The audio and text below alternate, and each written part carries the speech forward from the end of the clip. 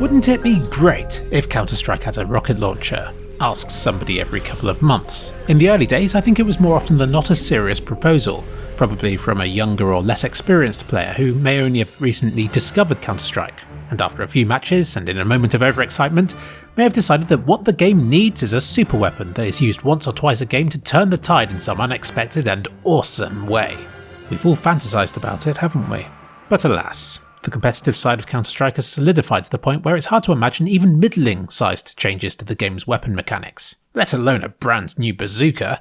These days, such a proposal is immediately dismissed as nothing but a meme.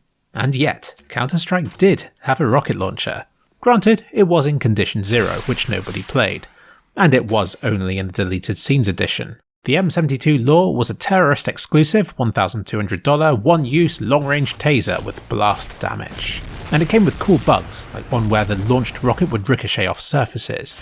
And it had the unique ability to bypass the CT's ballistic shield's defences. See, it sounds really cool, doesn't it? It's just a shame we've got to immediately dismiss it because a rocket launcher in Counter-Strike is utterly preposterous. But saying that, it has just been added to Zul's Classic Offensive mod, which, for those of you who don't know, is like a modern version of the old Counter-Strike games. He's also made Noble Strike, which is a Halo mod for Counter-Strike. Just a month ago he made a rocket launcher for that project too. I think he just likes rockets.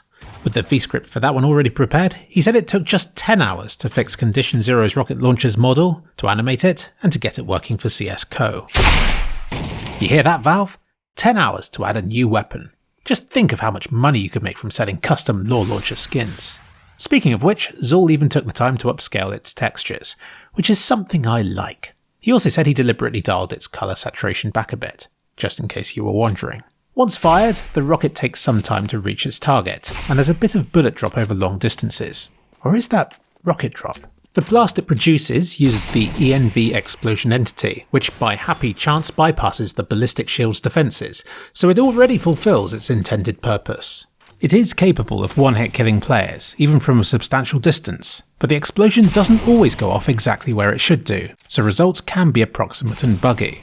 The way that anything in the Source engine is approximate and buggy. But Zul hopes to improve the blast zone's reliability in future updates. But it's not just a normal weapon that anybody can buy. He's keeping it hidden, but available for mappers to use if they think their level would benefit from a rocket launcher or two. So that got me thinking, wouldn't it be great if Counter-Strike had a rocket launcher? I stumbled upon an old video where Randy Pitchford from Gearbox Software discussed the Law's intended use. This video was from 2002, but he was talking of advanced anti-cheat measures and even discussed the idea of a machine gun that got increasingly accurate the longer it was fired for. Sounds strangely familiar, doesn't it? Let's be honest, there are lots of things that have been added to the game in recent years that seemed ridiculous until they weren't. We got health kits, which started off in player versus bot game modes but have since found their place in game modes as mainstream as deathmatch. And of course, the ballistic shield recently came back too. It started off in Danger Zone, but has now even made its way into casual games on hostage maps. And the world didn't end. So who knows? Maybe I should stop shooting down the idea of a rocket launcher in case it backfires on me.